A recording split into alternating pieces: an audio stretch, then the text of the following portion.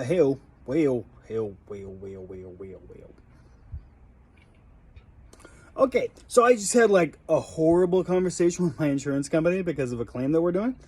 And it was weird because that came right after like a terrific binge moment that I was having watching this show that I'm going to talk to you about called Reacher. It's on Amazon Prime. And I have to say, I feel like it is probably one of the better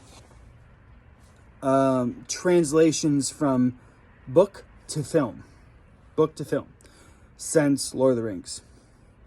Because I feel like actually Lord of the Rings was better. The movies were better than the books, which I'm sure there's Lord of the Rings fans out there that are going to be like, oh my God, how dare you say that?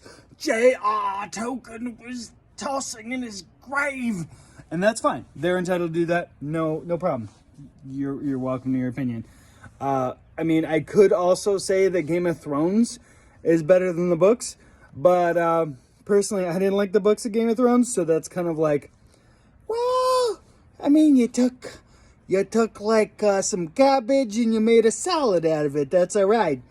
Okay, but if you take like some good hot chicken and you make like some excellent meal out of it, like what they did with Lord of the Rings, then you did a good job. Anyways, weird analogy. I don't even want to do an analogy for Reacher. Simply put, this is what I want to talk about. For starters, I think that Reacher did the right thing, which is they stuck with one story, because there's like dozens. There might be 24. There probably is more, actually. I don't really know. There's a good amount of Reacher novels. And if you're not familiar with it, I highly suggest it, except it's really just entertainment, okay? So just understand that's what you're getting. You're just getting an entertaining book with an interesting character that's well written and just kind of formulaic and similar. And it's like every book is kind of the same problem. A guy comes in, solve things, blah, blah, blah. That's fine.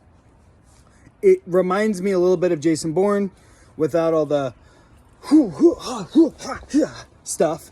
And it's not James Bond in the like cool, suave. It's just this big beluga of a guy coming in and just wrecking stuff. All right, it's actually really enjoyable. So do that. But I what I would suggest, because I did this wrong, is like if you're reading the book, don't like read the next book and then read the next book and then read the next book. You're gonna exhaust yourself, and it's just gonna not be enjoyable. So it's better to like read one book and then like read something else. And then maybe 1 or 2 books later, you read another Reacher book and you're like, oh, cool. And then that way you won't get like tuned out on it. Okay. But here's what I wanted to talk about in regards to the series on the whole. Okay. We live in 2022 and lots of series are getting their special treatment. I don't know if any of you are partaking or participating or aware of what's happening with the Lord of the Rings fiasco. They're making black dwarven females without beards, which is weird. I mean, the fact that female dwarves have beards is also kind of weird. I just want to say, like, it's odd, full disclosure.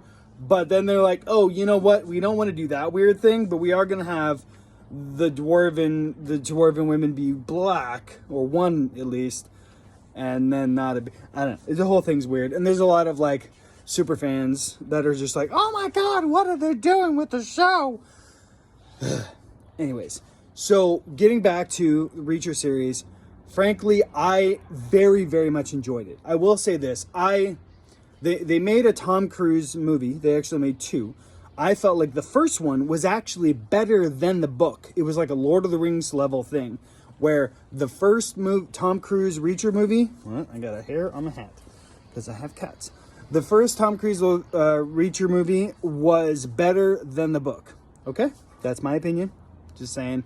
The final scene, the location was amazing. The acting was amazing. The characters, the bad guys, all this stuff was really terrific. The second one I felt suffered. Very much so. It suffered. It was instantly forgettable. I mean, it had moments that were fun, but it was just not... It wasn't the same. It wasn't as good. It just felt like They didn't try as hard. They were like, oh, we can just do it. And then we can, yeah.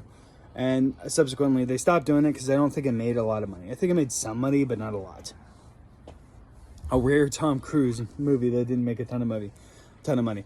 Anyhow, in this case, I will say this. There was a problem with Tom Cruise as far as his casting. And really it was just a physical thing because he embodied the character of Reacher perfectly, in my opinion. He did a terrific job. The script was really good and he owned it, okay? But the problem was physicality.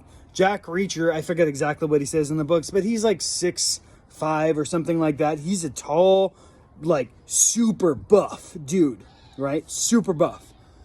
And Tom Cruise is very fit, but he is not considered buff and he's certainly not considered tall. So they cast him in this thing and it's like, well, okay. Sorry, I gotta move locations. Anyways. So that happened. But then what they did for the show is they cast this guy who is the right scale, right size. And he did a terrific job. In my opinion, I'm like, yeah. No, I mean, Tom Cruise is great. If we could almost put Tom Cruise's face on your body, that would be even more perfect. But I think what helped is how he acted. He did a terrific job of doing this very laconic, which is like the Spartan way of talking, which is less is best, basically. Less talking is better than more talking, which is very Reacher-esque. And in general, his supporting cast was good. It was like diverse without being like punch you in the guts. Hey, look, we have a diverse cast. Oh my God, fairy dust everywhere. And it was just like, okay, I'm fine with that. I don't really care. And you guys actually did a decent enough job explaining it. And they still did a little bit of that stereotypical, like, oh, white straight man is like the bad guy, but also white straight man was the good guy. So I guess it kind of balanced itself out. But in general, the show on the whole was super enjoyable. I watched an episode and immediately was like, I need to watch another one. And then after that, I had to watch another one and had to watch another one. And that's kind of how I felt with the book. Is like, when you're reading the book, you're like, okay, cool, I'm into it. And then like, once it gets in your hooks in you, you're just like, I have to finish. And that's how the whole series felt. So for an entertaining 7-8 hours, what is that? Basically like 6.5 hours. Each episode is 45 minutes. However you want to do the math on that. 8 episodes, 45 minutes each, and it's raining in Palmdale right now. All right. Anyways, so check it out. That's what I'm doing for today, is just that, talking about Reacher and how I very much enjoyed the acting. I very much enjoyed the directing. It wasn't over the top with its cinematic and whatever. There were some parts when they didn't do CG, it was terrific, and then they did a little bit of CG at some point, and you're like, all right, guys, I really wish you hadn't done. But whatever. On the whole, it was terrific. Like, I'm more excited for season 2 of The Reacher than I am of season 1 of Lord of the Rings, Rings of Power. Saying. Anyhow, tune in tomorrow. I'll make another video, something not movie or TV related. And I love you all, and tune in. Thank you. Take care. Plaidman out.